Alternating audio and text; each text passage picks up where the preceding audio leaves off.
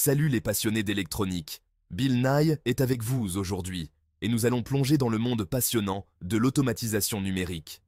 En tant qu'ingénieurs électroniciens, nous adorons construire des choses qui facilitent la vie et l'automatisation numérique est notre arme secrète. Pensez-y, nos smartphones, nos voitures et même nos cafetières reposent sur l'automatisation numérique. Elle est partout. Mais qu'est-ce que c'est exactement? En un mot, l'automatisation numérique utilise des systèmes numériques comme les ordinateurs et les microcontrôleurs pour contrôler des processus physiques. Cela implique de prendre des signaux du monde réel comme la température, la vitesse ou la pression et de les convertir en informations numériques. Ces informations sont ensuite utilisées par des algorithmes pour prendre des décisions et renvoyer des commandes au monde physique. Plutôt cool, non? Dans cet essai, nous allons explorer 3 concepts clés de l'automatisation numérique: l'échantillonnage, la régulation numérique et la mise en œuvre d'algorithmes de commande. Ces concepts sont cruciaux pour comprendre comment concevoir et construire des systèmes de contrôle numérique efficaces. Alors, commençons. Imaginez que vous essayez de regarder un film qui ne vous montre qu'une seule image par seconde. Vous manqueriez beaucoup d'action, n'est-ce pas? C'est là que l'échantillonnage entre en jeu. En automatisation numérique, nous devons convertir les signaux continus du monde réel en représentation numérique.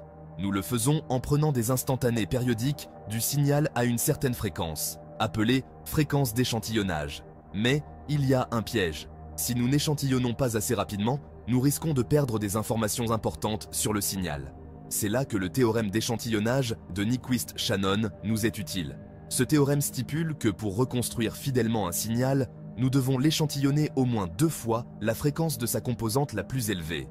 Sinon, nous obtenons un phénomène appelé repliement de spectre, où les composantes haute fréquence se font passer pour des composantes basse fréquence, ce qui conduit à des mesures et un contrôle inexact.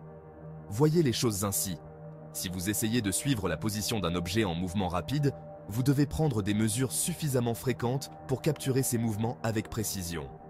Sinon, vous obtiendrez une représentation floue et inexacte de sa trajectoire. Maintenant que nous savons comment échantillonner les signaux, parlons de leur contrôle. La régulation numérique consiste à maintenir une sortie souhaitée, malgré les perturbations ou les changements dans le système. Pensez à un thermostat. Il mesure constamment la température ambiante et ajuste le chauffage ou la climatisation pour la maintenir au niveau souhaité. C'est un exemple classique de régulation. En automatisation numérique, nous utilisons des régulateurs numériques pour réaliser la régulation.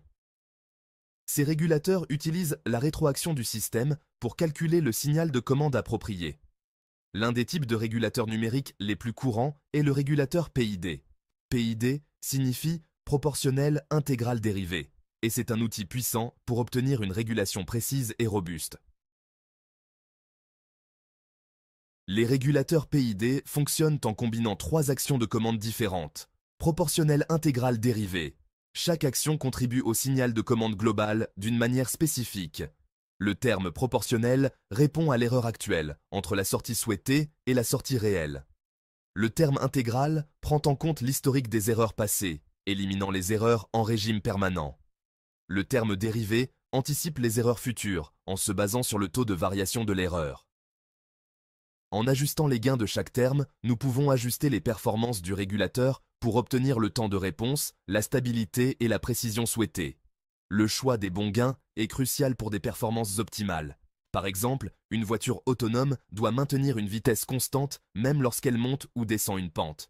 Un régulateur PID peut être utilisé pour ajuster l'accélérateur et les freins afin de compenser les changements de pente de la route. Section 5. Du continu au discret. Mise en œuvre d'algorithmes de commande. Jusqu'à présent, nous avons parlé d'échantillonnage et de régulation. Mais comment mettre en œuvre concrètement des algorithmes de commande dans le domaine numérique? C'est là que la mise en œuvre d'algorithmes de commande entre en jeu. De nombreux algorithmes de commande sont conçus dans le domaine temporel continu, en utilisant des équations différentielles pour décrire le comportement du système. Cependant, les régulateurs numériques fonctionnent dans le domaine temporel discret, où les signaux sont représentés sous forme de séquences d'échantillons. Pour combler ce fossé, nous devons convertir les algorithmes en temps continu en version équivalente en temps discret. Ce processus est appelé discrétisation. Il existe plusieurs méthodes de discrétisation, mais deux techniques couramment utilisées sont la transformée en Z et la transformation bilinéaire.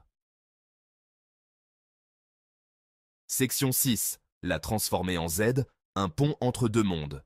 La transformée en Z est un outil mathématique qui nous permet d'analyser et de manipuler des signaux et des systèmes en temps discret. C'est comme la transformée de Laplace pour les systèmes en temps continu. En appliquant la transformée en Z à une fonction de transfert en temps continu, nous pouvons obtenir son équivalent en temps discret. Cela nous permet d'analyser la stabilité, la réponse en fréquence et d'autres caractéristiques du système dans le domaine temporel discret. La transformée en Z fournit également un moyen de concevoir des filtres et des régulateurs numériques directement dans le domaine temporel discret. Cela peut être avantageux pour les systèmes ayant des fréquences d'échantillonnage ou des contraintes de calcul spécifiques. Imaginez que vous concevez un filtre numérique pour éliminer le bruit d'un signal audio. Vous pouvez utiliser la transformée en Z pour concevoir un filtre qui répond à vos exigences spécifiques en matière de fréquence de coupure, d'atténuation et de réponse en phase. Section 7. Approximer la réalité. La transformation bilinéaire. Une autre méthode de discrétisation largement utilisée est la transformation bilinéaire, également connue sous le nom de méthode de Tustin. Cette méthode approche la dérivée en temps continu, en utilisant une approximation par la règle des trapèzes. La transformation bilinéaire offre un bon équilibre entre simplicité et précision. Elle mappe la moitié gauche du plan S, qui est la région stable pour les systèmes en temps continu, dans le cercle unité du plan Z, la région stable pour les systèmes en temps discret. Cela garantit qu'un système stable en temps continu reste stable après discrétisation. Cependant, la transformation bilinéaire introduit une distorsion de fréquence, où la réponse en fréquence du système en temps discret est légèrement différente de celle de son homologue en temps continu. C'est comme regarder un reflet dans un palais des glaces. La forme de base est préservée, mais il y a une certaine distorsion. Section 8. Les microcontrôleurs. Donner vie aux algorithmes. Maintenant que nous savons comment discrétiser les algorithmes, parlons de leur mise en œuvre matérielle. Les microcontrôleurs sont le cerveau des systèmes de contrôle numérique. Ces minuscules ordinateurs sont dotés de tous les composants nécessaires à l'exécution de nos algorithmes discrétisés. Ils ont un processeur pour traiter les instructions, une mémoire pour stocker les données et le code, et des périphériques d'entrée-sortie pour interagir avec le monde réel. Nous pouvons programmer les microcontrôleurs en utilisant divers langages de programmation, tels que C, C++ ou Python. Ces langages nous permettent d'écrire du code qui lit les données des capteurs, effectue des calculs et génère des signaux de commande. Imaginez un microcontrôleur comme le chef d'orchestre d'un orchestre. Il reçoit des instructions du compositeur, qui est l'algorithme de commande, et dirige les musiciens, les actionneurs et les capteurs du système pour produire la musique souhaitée, qui est la sortie contrôlée. Section 9. Un exemple pratique. Contrôle de la vitesse d'un moteur à courant continu. Mettons tout cela en pratique avec un exemple concret. Le contrôle de la vitesse d'un moteur à courant continu. Il s'agit d'une tâche courante dans de nombreuses applications, telles que la robotique, l'automatisation industrielle et l'électronique grand public. Nous pouvons utiliser un régulateur numérique pour réguler la vitesse du moteur, en ajustant la tension appliquée à ces bornes. Tout d'abord, nous devons mesurer la vitesse du moteur à l'aide d'un capteur, tel qu'un encodeur. Ce capteur nous fournit un signal numérique proportionnel à la vitesse du moteur.